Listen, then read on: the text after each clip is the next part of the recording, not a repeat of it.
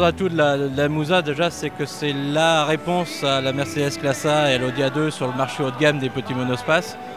Que le marché des petits monospaces est un marché à très fort potentiel parce que c'est celui qui va croître certainement de façon le plus rapide et le plus importante possible d'ici les 2 à 3 ans à venir.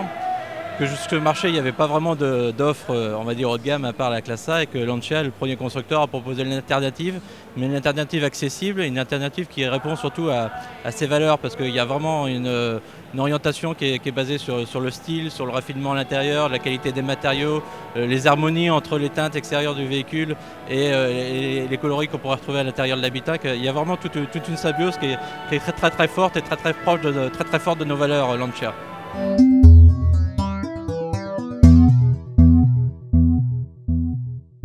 Sur Lancia, on a vraiment des objectifs hyper réalistes par rapport, au potentiel de nos voitures sur ce marché-là, parce que c'est vrai qu'on ne s'adresse pas à tous, donc on tient compte de ce point assez important, et puis également du potentiel du marché par lui-même.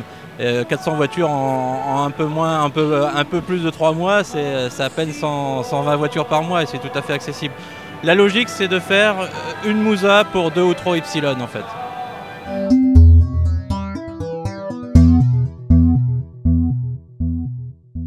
Alors la situation de Lancia en France, elle est vraiment plus que positive parce que depuis le début de l'année, on a une progression de plus 46%. Essentiellement dû d'ailleurs au succès de l'Y, c'est qu'un modèle qui a su trouver sa clientèle telle qu'on l'avait en fait positionné sur une clientèle plutôt citadine, plutôt féminine, plutôt haut de gamme on va dire, avec un niveau de revenus et de vie un peu plus élevé que la moyenne. Donc on a réussi ce défi-là. On vend à peu près 200 à 250 Y par mois en France depuis octobre dernier, depuis le mois du lancement. C'est pour nous vraiment une réussite. On peut dire que l'Y justement a permis de relancer un peu la marque.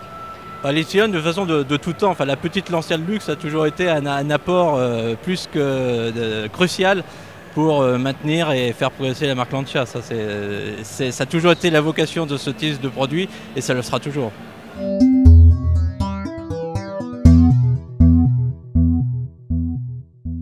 Aujourd'hui, en fait, pour nous, c'est un véritable test parce que c'est vrai que l'Essium Bicolore a été présentée sur les différents salons internationaux jusqu'à aujourd'hui. Elle est de nouveau présente à Paris. Sa commercialisation sera effective à partir du mois prochain en Italie.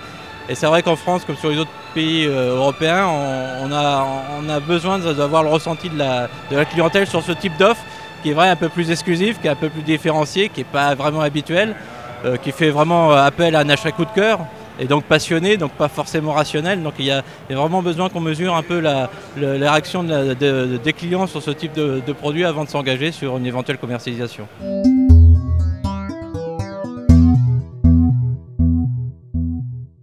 Là, c'est vraiment un modèle développé par le Centre Style Lancia pour le Mondial de Paris, en fait pour donner un coup de projecteur sur la Thésis d'une façon un peu plus originale qu'on le fait sur ce type de véhicule haut de gamme habituellement qu'on trouve chez les autres constructeurs.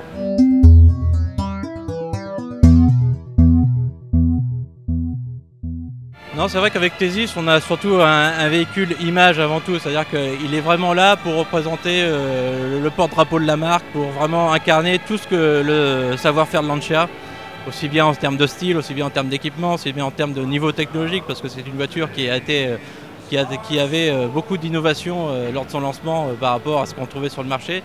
Donc c'est vraiment pour nous l'emblème Lancia, l'icône Lancia par excellence.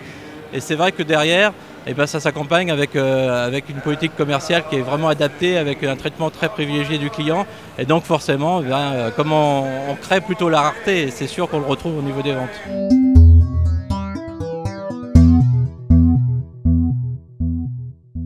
La boîte DFS, donc, en fait, c'est un anacronyme de Dolce Far Niente System, en fait, la douceur de ne rien faire en fait, à bord de la voiture. Donc nos Y et nos Musa sont équipés de cette boîte qui est une boîte robotisée. C'est-à-dire que ça a tous les avantages de la transmission automatique, c'est-à-dire qu'on peut conduire la voiture sans du tout passer les rapports, c'est la boîte qui s'en charge elle-même.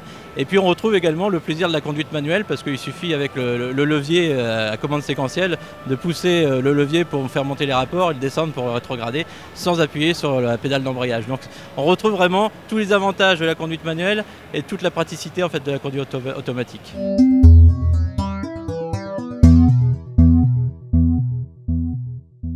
Une chose est sûre, c'est que le concept n'est pas mort-né, parce que le projet d'industrialisation existe toujours. La seule chose qui est vraiment importante pour Lancia, c'est de faire plus qu'un succès avec Ypsilon et Musa, et après de s'engager sur une nouvelle politique de nouveaux produits, dont Fuvia, dont une remplaçante de Libra, et peut-être même la remplaçante de la Delta. Pour nous, il est vraiment important. On a lancé 4 produits en moins de 3 ans, avec Thesis, avec Fedra, avec Ypsilon et aujourd'hui avec Musa. Il n'y a pas un seul constructeur un peu plus spécialiste, un peu plus haut de gamme, qui a fait autant un plan de renouvellement produit que nous sur le marché européen. Aujourd'hui, on a des nouveaux produits en concession, on a une gamme qui est totalement renouvelée. Donc on va surtout attendre beaucoup de résultats de cette nouvelle gamme avant de proposer de nouveaux produits qui sont de toute façon dans les cartons.